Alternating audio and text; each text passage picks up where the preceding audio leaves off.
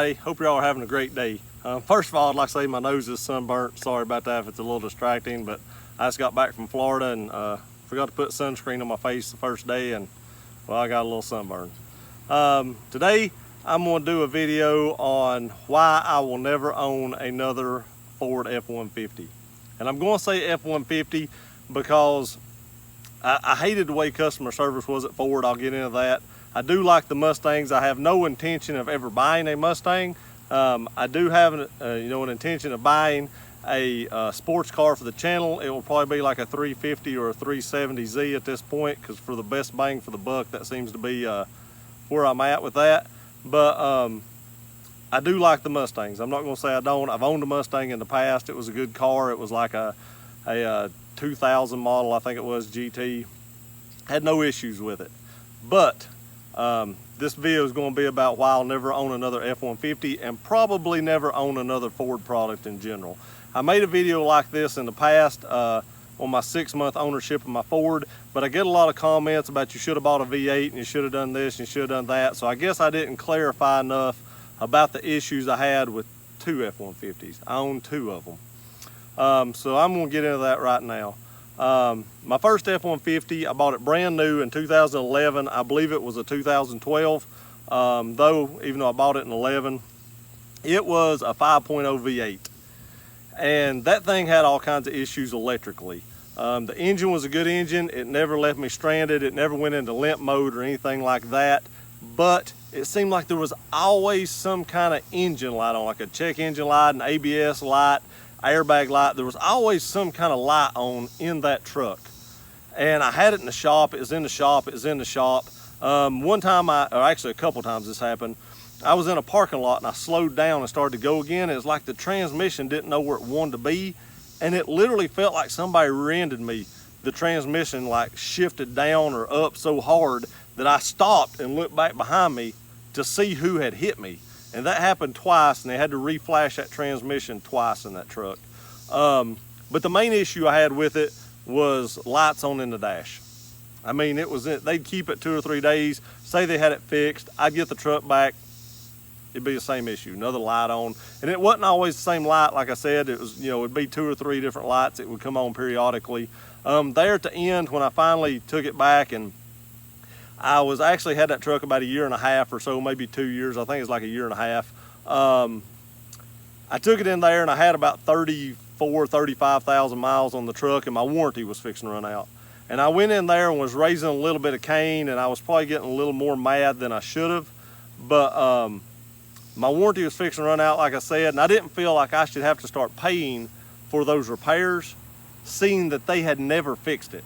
Now, if they had fixed that issue and another issue arose, I get it. That's my repair, warranty run out.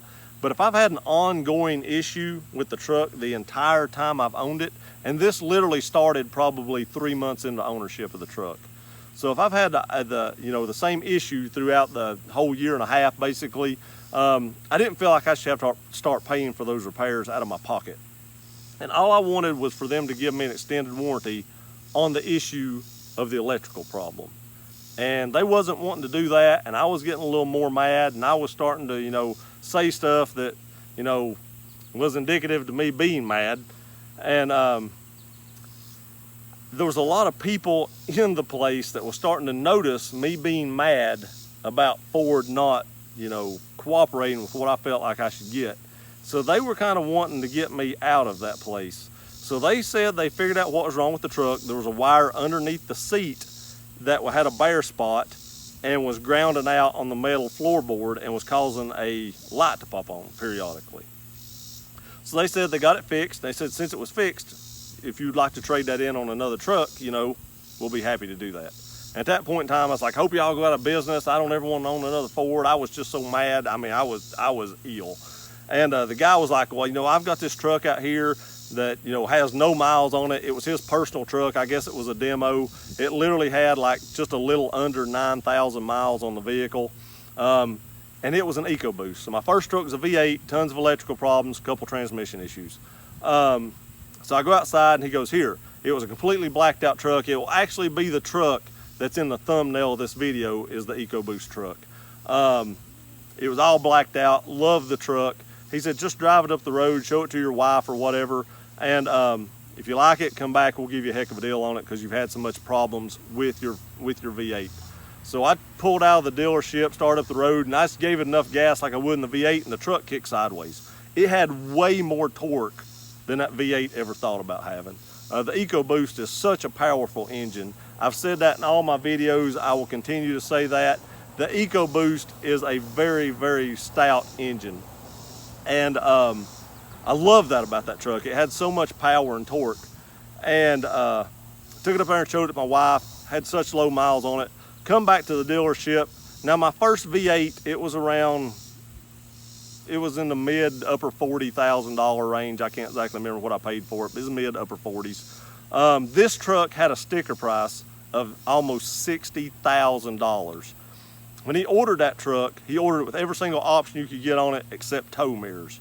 So tow mirrors was the only option that my EcoBoost did not have on it when I bought it. It was a year newer than my 5.0 was. So, you know, I took it up there, showed it to my wife, took her for a ride in it, we loved it.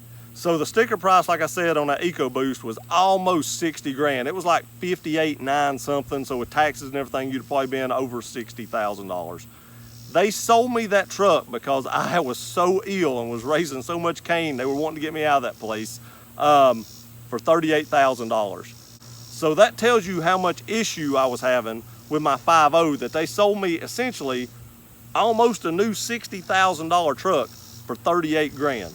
So that tells you that, you know, I was having some big time issues with the 5.0 when they were just trying to appease me the best they could. So I drove that truck off the lot, and I had it, you know, a year and a half or so, 2 years, no issues, loved it. When it got to about 28,000 miles, I think it was in the upper 20s, I believe. I was coming back from Nashville one day at a concert we went to, and it was about 4 o'clock in the morning. It was very hot and humid. It was real foggy. I was coming down the interstate, and I hit passing gear to pass a tractor and trailer, and it went in limp mode. It just nosedived, went from like 70 to 30, 35, something like that, just to do a snap of your fingers. I mean, it's almost like you locked the brakes down, but there was no brake lights. Luckily, it was, you know, so early in the morning that there was nobody around.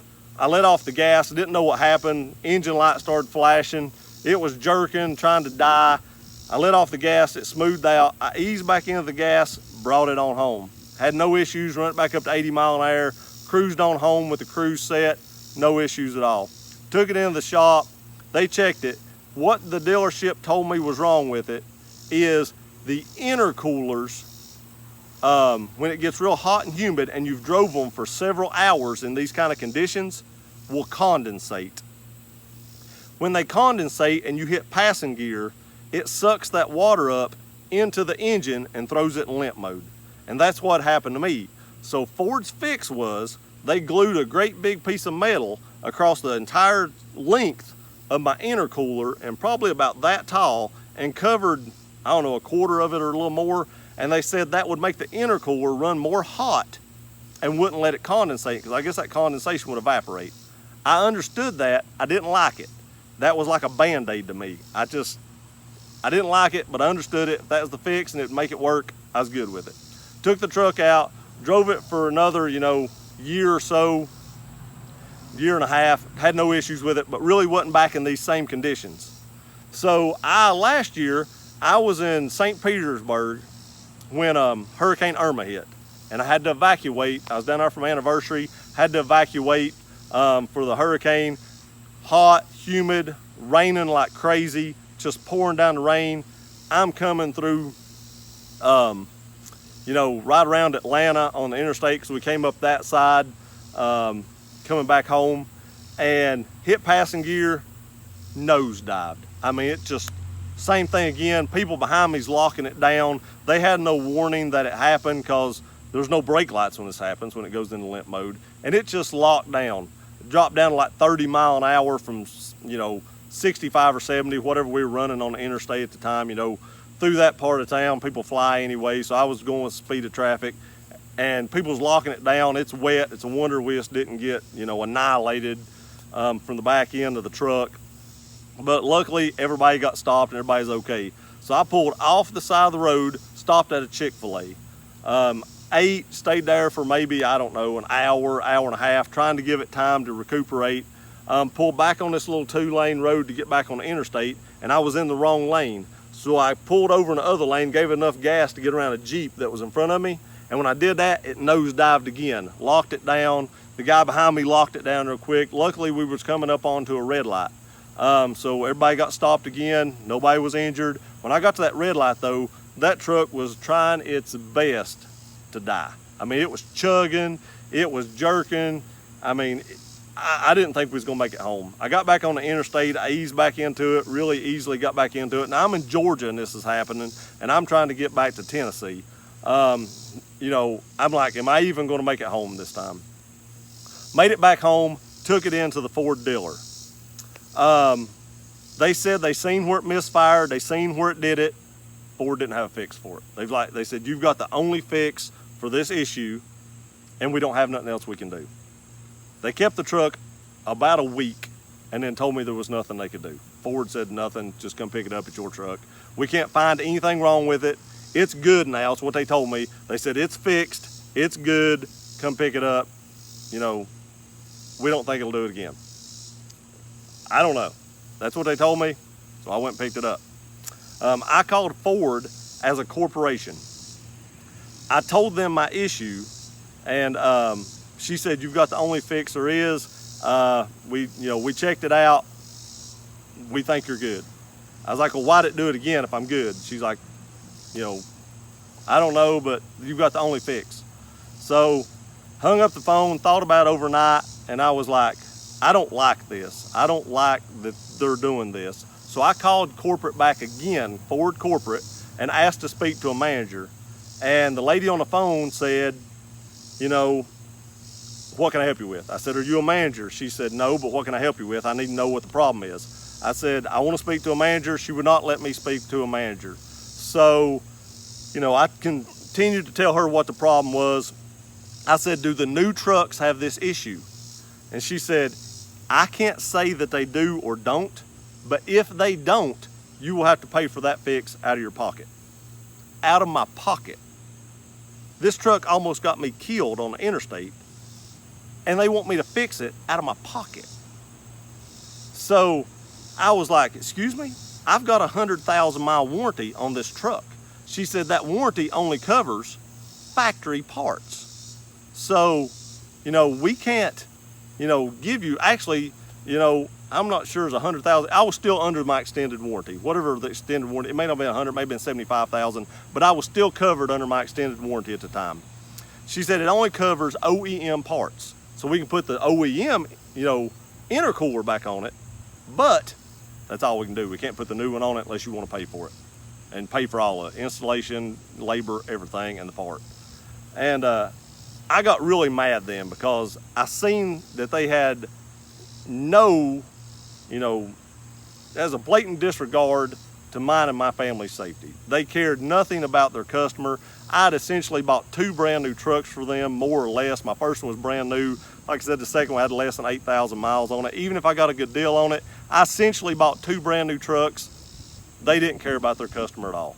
They was like, deal with it, it's fixed, take it. I was like, what? And I did inform her that if that caused an accident, that I would see Ford in court. I wanted them to have that on hand, to be known out there. I wanted my truck to make sure it was fixed. The lady actually started crying. I told her it wasn't her fault, that I wanted to speak to a manager, and she wouldn't let me speak to a manager. So, taking Ford at their word that the truck was fixed, no issues with it. I drove it, a few months after that. Didn't drive it on long trips or anything, but Ford said it was fixed. So I took it and traded it for a Tundra. I've never looked back since then. I love my Tundra. I just got back from a 1,300 mile trip to Florida, and there'll be a video coming up on that here real soon about my 9-month ownership of the truck.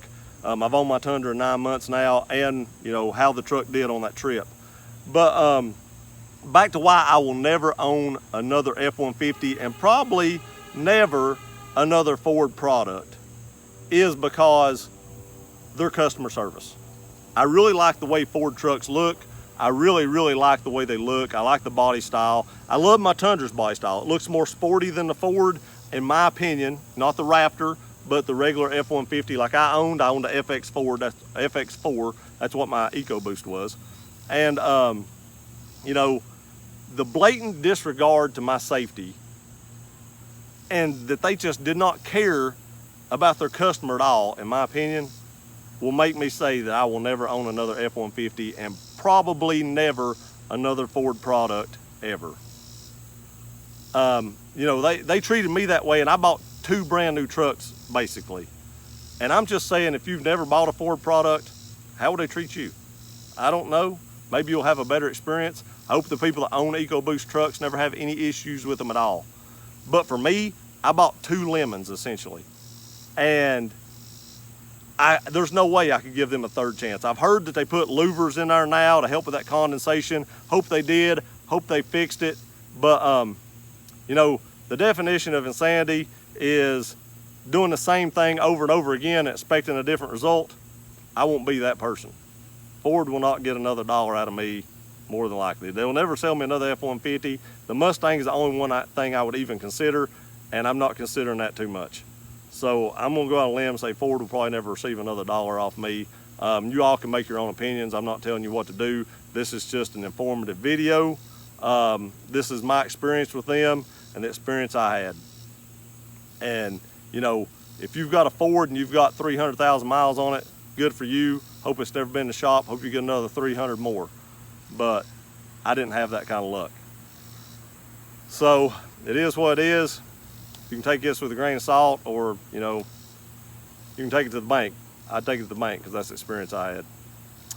Hope you like this video. Please like, share, and subscribe. See you next time.